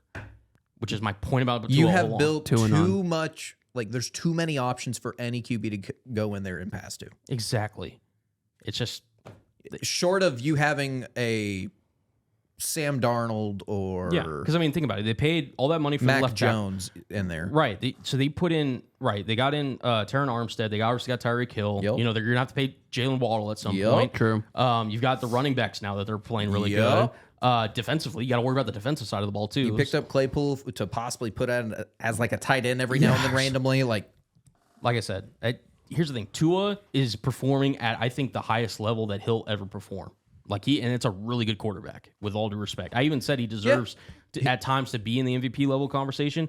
The thing is, if you take Tyreek Hill away from this offense, do they look the same? And I get it, they wouldn't be the same for any quarterback. For any offense. No, but I'm saying, I think for Tua, he would look. The only way I would say Tua deserves that money is if he's playing on the same caliber as Patrick Mahomes, which he's not. And that's the thing. Patrick Mahomes, right? Joe Burrow, you would give that money to. Josh Allen, you would give that money to. Justin Herbert, you're giving that money to. And Lamar, Lamar, you'd give that money to, and you could go, and we don't have to debate all the quarterbacks. Yeah, but this is the point. Like, here's the top guys. So that's all I've got to say about Tua. So all right, moving on. The Jacksonville Jaguars 37, the Indianapolis Colts 20. Gardner Minshew had 329 yards, 1 touchdown, and 3 interceptions. Travis Etienne had 18 carries, 55 yards, and 2 touchdowns. And Michael Pittman Jr. had 9 receptions for 109 yards. The run game did not help Minshew in this one. No, it did not. Jacksonville's front seven is really respectable. They've got Josh Allen, the Walker kid that they drafted first overall. A couple years ago. Their front seven's really good. Also, Jacksonville could potentially go on a run here. Now that they seem to kind of find their footing, they're realizing kind of who they are, as an offense. They're going to go on a run because their schedule really lightens up here over the next few weeks. Indianapolis, though, with, again, Anthony Richardson potentially having shoulder surgery that could end his season. Yeah. To Brendan's point, we're going to find out about Gardner Minshew.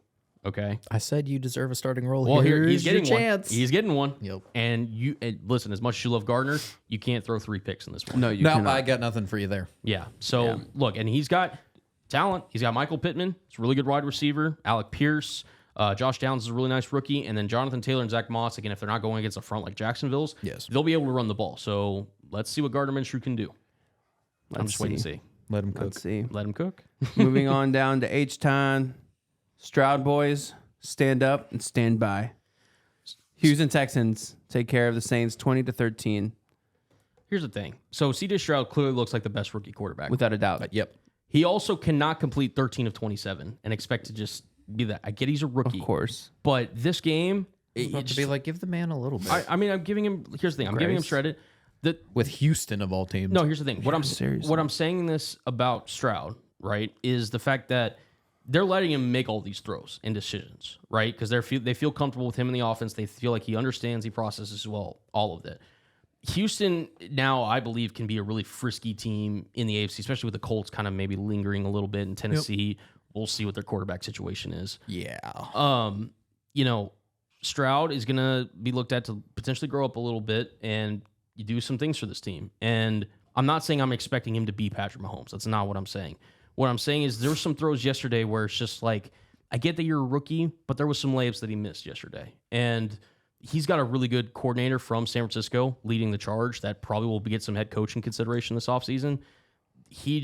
I want to see more improvement from him. He's been the best so far. I'm just going to be paying attention more to the layups that he's missed because if you look at his numbers, he's throwing around 50% completion percentage, which, if you look at that, that's not what you look for in a quarterback. Now, again, he hasn't turned the ball over until yesterday, which was the first one of his career up to this point. Yep. So that's good, but you also just need to be able to not stagnate the offense and keep drives consistently going because unlike the Saints yesterday, who I don't know what the Saints are to this point. I genuinely don't know what I get from New Orleans every week in and week out. Yeah. Saints they're weird. Yeah. They're just so weird. We're going to find out more about CJ Stroud later into the season, and I'm very interested to see. He's been the best quarterback rookie-wise so far, without a doubt. I'll give him that, but he's just got to hit his layups more. Yep. Yeah. I agree. All right, moving on. The Raiders, 21 over the Patriots, 17. You want to talk about a toilet bowl? Yeah, now not good. And Bill Belichick, it's time to just hang it up, man. I think Malik Cunningham might start sooner rather than later. They signed him to a 3-year deal off the practice squad, which is a very bizarre move for a practice squad. Very weird move. Now, he can play multiple positions. They've even tried him out at wide receiver at some points. Yeah. So we'll see in what capacity they use him. Mac Jones, your days are numbered. Very. They are numbered. And Not even numbered. You're done. Yeah. No, they got a few hours. Yeah. But Bailey's out there looking good. He was inactive. Yesterday. I mean, you realize how crazy you have to be if you're inactive with Mac Jones starting on your roster? Yeah. I'm just saying. Moving on. The Rams, 26. Cardinals, 9. Cardinals are kind of realizing who they should have been at the beginning of the year, which is a team that's not that good. They're finally not competing with teams. I think teams are starting to figure out the Josh Dobbs offense without James Conner. And I want to bring up something. No, James Conner plays a huge role. He does for them. So say 2 is asking way too much money. Yes. Do you pick up Kyler? Kyler is a guy, again, we're assuming health, right? Yep. If he comes back full health. If I have Mike McDaniel or an offensive coordinator mind like that, yes, I would. I think that Kyler to me is borderline, but like if you're asking me comparatively like a guy that I got to sign for, I'm going to pick the guy that athletically can do stuff that not a lot of guys can do. And he's got a cannon on him. And again, he had Cliff Kingsbury, he has Arizona. Yep. I think a fresh start could be good for Kyler. Yeah. It could be. There you go. Sorry. Matt Stafford looks really good, and the Rams are also frisky. Kyron Williams is going to be going to be out at least 1 week with a sprained ankle for the Rams. Also, their backup running back got hurt, so they're already a depleted team, and now they're without their 2 starting running backs. Hey, Baltimore, Also, Cooper Kupp is still a very good wide receiver. And Puka Nacua, while, listen, he may not be Robert Woods yet, he's a guy that we obviously knew he was going to take a step back. Of course. He had a couple of drops yesterday, including a touchdown that he honestly should have caught. Listen, we still love Puka around here, but the Rams, again, they're kind of similar to Houston to me, where they could be a frisky team. I just don't know if I trust their weapons outside of Cooper Kupp, to your point. Yep. So we'll see. But yes, sorry. Go You ahead. ready? Yep, ready. Okay. All right. Another undefeated goes down. The New York Jets, 20. The Philadelphia Eagles, 14. And this week we saw a lot of 1 touchdown, 3 interception games. You notice that? I think that's the 3rd or 4th one. Yeah, for Jalen Hurts, yes. Well, no, I mean just like this No, week. I'm saying in general, but I was saying Jalen Hurts is the one you were Gardner Minshew had Yes. one. Yeah. Ritter had 2 touchdowns, 3 interceptions. A lot of 3 interception games, to your point. Yeah. Do you realize Jalen Hurts this year, his touchdown to interception ratio is 1? He's thrown 7 touchdowns to 7 interceptions. Now, obviously, he had stuff on the ground, so give that, right? The fact that we had a friend start him as his starting QB in fantasy is just absolutely insane to me. Well, you know. Well, I mean, he moves a lot on the I'm ground. about to say, he added 8 for 47 on the ground. And with the tush push, Still just a lot wild. of tutties. Here's what I'll say about... So, I've been saying this about the Eagles, and it really kind of showed its face in this one. You cannot lose both coordinators in the offseason and tell me you're not going to take a step back both in the offensive and defensive side. Absolutely. Also, something that we talk about a lot, your quarterback cannot be your leading rusher. Yes. Thank you. 8 carries for 47 yards for Jalen Hurts and 1 tutty. We said this about Josh Allen how many times last season? Yeah. And somewhat, even a couple games this year. Yeah. Jalen Hurts is the same way. He cannot be your lead dog. Swift had a to the season. Uncharacteristically bad game. Fumble. Yeah, he did fumble in this one. Give credit also to the Jets front 7. Quinnen Williams is a monster. Dog. Other than maybe Chris Jones, there's He's a no guy dog. that he can say that I'm not better than. Also, there was a lot of injuries in this one. Jalen Carter, both the Eagles starting corners were out. Also, the starting corners for the Jets were out. Yep. Conversely, this was a shocker from Jalen Hurts because I expected him to perform better in the passing game. I mean, A.J. Brown had a good game, but Devonta Smith had too many drops. He said it afterwards that he cannot play like that and expect, to win games. Yeah. Zach Wilson. Here's the thing. Donna was there. That was a good one. No funner. Zach Wilson has made himself a serviceable quarterback. And, Breece Hall's coming alive maybe a little bit. He's looking healthier. Garrett Wilson is looking like the one right receiver. after I trade him away. You got Adam Thielen. You're fine. Yeah, you got literally One of the Old hottest man receivers. old you man got him Thielen. You have Tyreek Hill and him on your team. I don't want to hear it. You're fine. Timothy. and you could have kept DK. You could have. And you traded for a backup quarterback For nothing. and a running back. Anyway. Stroud boy, stand up. Anyways, the point is like I Yeah, want you to. have 3 QBs on your bench. Yeah, you have 3. Well, you have 3 QBs on his team, not his bench. But Well, Yeah. 2 on his bench, 1 on his team. I'm like, what are you doing? Honestly, I haven't really spent much time into my fantasy team this It year. shows. yeah. Anyways, Still winning. Just had to get that in there. Here's the thing. What I'll Barely. say. Here's the thing I'll say about the Jets.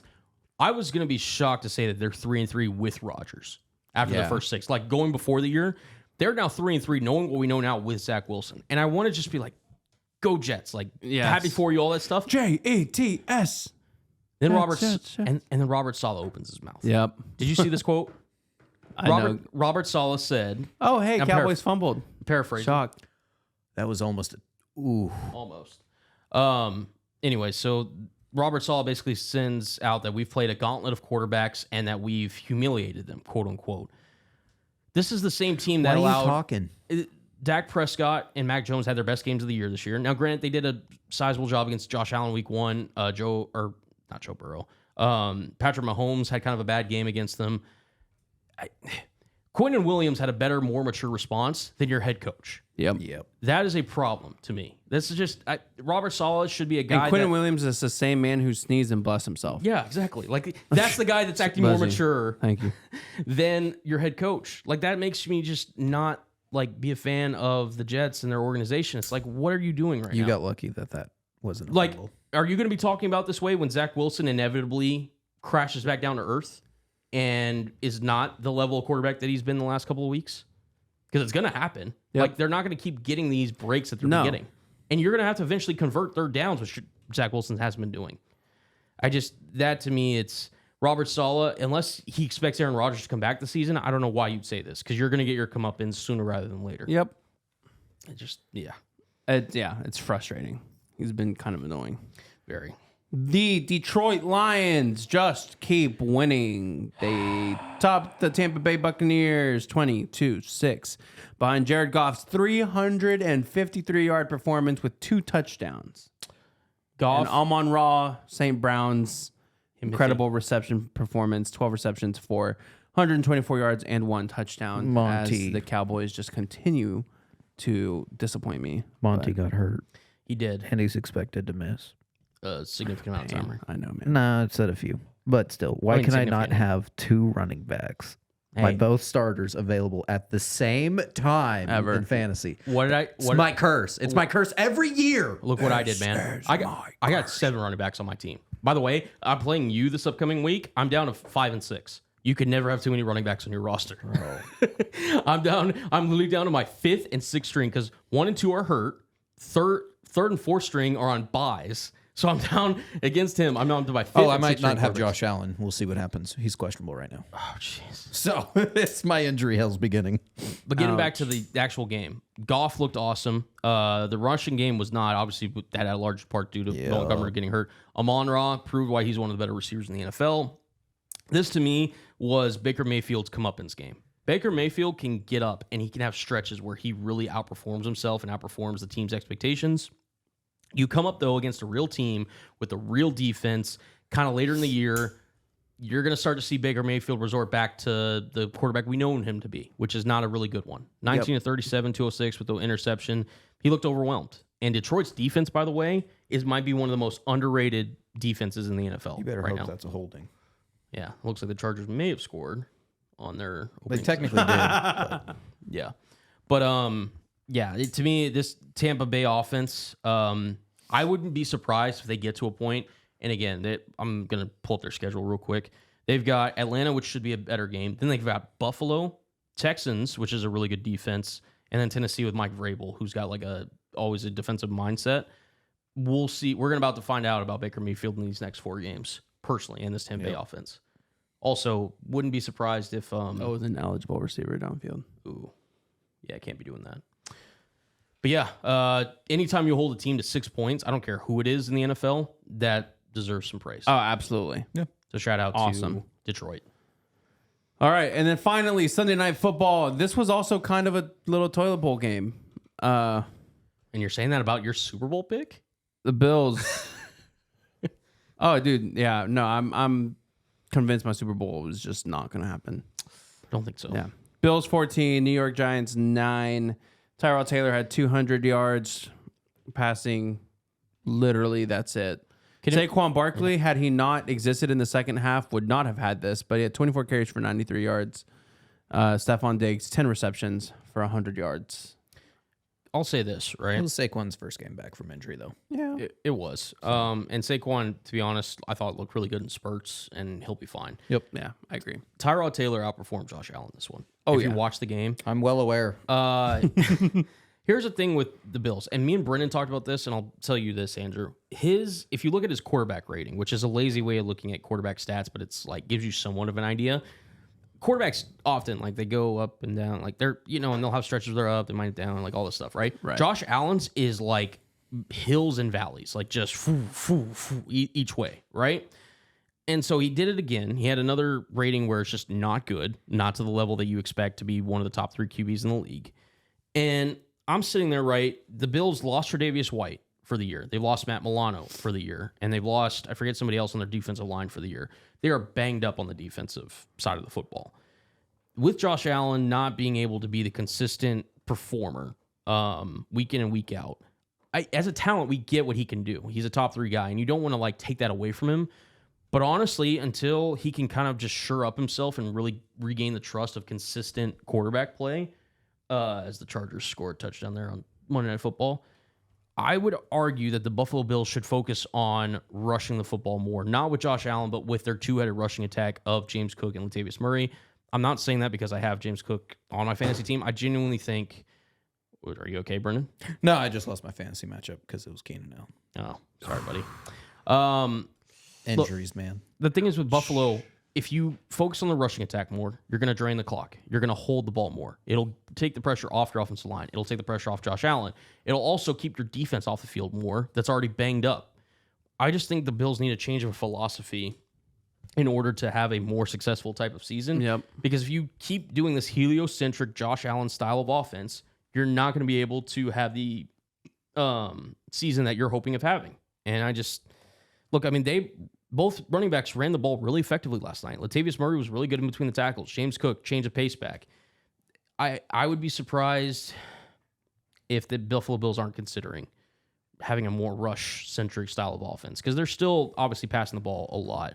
And, I mean, they had 29 rushes compared to 30 pass attempts.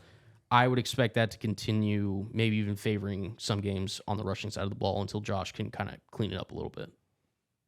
So... Yeah, I don't know how much you can rely, though, on the running game. Yeah. Here's the thing. They looked good last night. James Cook's a really good, change of pace, can, bounce it outside for a few. And Latavius Murray, in between the tackles, will get you 3 to 4 or 5 yards a game. Yeah, he's a head down per carry, I should say. Not power runner. Will get you the yards you need. Just mix it up a little bit. And again, that'll work into play action. It'll allow Diggs to get more open and everything. Like, the Bills... It sounds cliche, but... establish the run. Yeah. It's just because if Josh Allen was performing at the consistent level of a Patrick Mahomes or a Burrow when he's healthy or something like that, I get you. Rely on those guys, right, to continue. But with the fact that your defense is banged up as it is, with the fact that your offensive line at times can be inconsistent, make it easier on them. Yeah. Run the ball more. Keep the possession in your favor, Buffalo. Because the more you put pressure on the defense, again, that was Tyrod Taylor and New York Giants. Yep. That's not even close to the amount of talent that you'll come up against. Yeah. Also, Brian Daboll, stop showing up your QBs. He's done that now twice. I get it with Daniel Jones. He was upset. He did it on Monday Night Football against the Seahawks.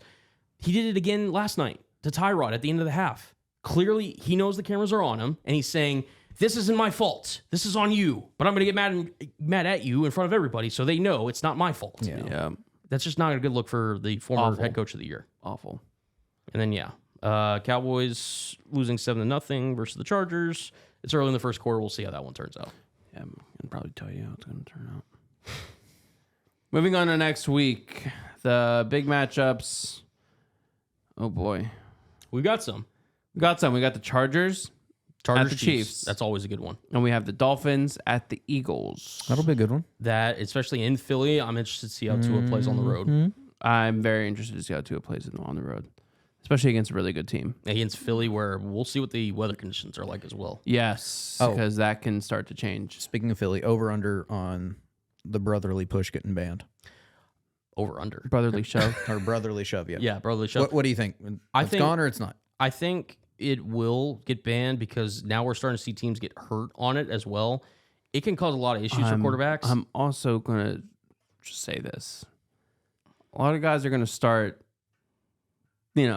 taking a knee after that play and kind of embellishing exactly. a bit. It's similar to the Kenny Pickett fake slide where you're kind of baiting the defense essentially. No, I 100% agree with you. So, another good matchup this week. I mean, I'm interested to see Atlanta-Tampa. That could be a sneaky good game. See Baker versus Desmond Ridder, who can outperform one another in that one. And then Detroit-Baltimore. That'll be a sneaky game that's as well. going to be a really good game. We have a lot of teams on bye week next week, too. 6 teams on bye. Yeah, Cincy, Dallas, Tennessee, New York Jets, Carolina, Houston, all on bye. All right. I should check my fantasy lineup.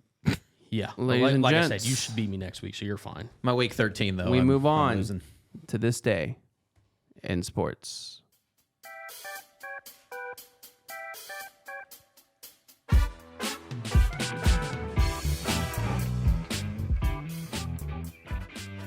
On this day,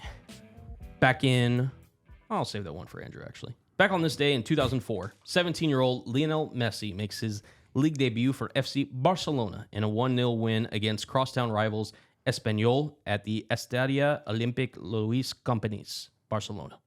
I probably butchered that very much, but it is what it is. Did you find the one that I was saving for you, Andrew? Maybe in 2005, perhaps? Oh, yeah. Nah, I didn't go that far. All right. On this day in 2005, Renault driver Fernando Alonso wins season-ending Chinese Grand Prix at Shanghai International Circuit. The first Spanish Formula One World Drivers' Champion. He won by 25 points from Kimi Räikkönen. Where's my drink? On this day in 1936, Lou Gehrig is voted AL MVP. Shout out to Lou Gehrig. On this day in 1987, defending champion Mike Tyson beats Tyrell Biggs by TKO in the 7th round at the Convention Center, Atlantic City, New Jersey. Retains unified heavyweight boxing title. Took my second one. You have one, Andrew, or do you want to pass it along? Yeah, I'm gonna pass it along. Brendan? On this day in 2005, MLB American League champion Chicago White Sox beat the Los Angeles Angels 4-1. Well, it's because it's around this time. On this day back in 1912, the Baseball World Series, the Boston Red Sox beat the New York Giants 3-2 at Fenway Park to clinch a 4-3-1 series win. Series extended to 8 games as one game tied due to darkness. Yep. Interesting. Crazy. Yeah. Actually. Pretty nuts. Wow. I don't have another one, so. You can take us out if you want. You don't All want to right. do the Dallas Mavericks one? What, Roy Tarpley becoming the 7th player to be banned for life under the NBA's anti-doping agreement? Now take us out. You got you there. Ladies and gentlemen, thank you for listening to episode 57 of Good Time Sports. As always, follow us on all social media. Apple, Spotify, YouTube. Listen to us YouTube. wherever you can find your podcasts.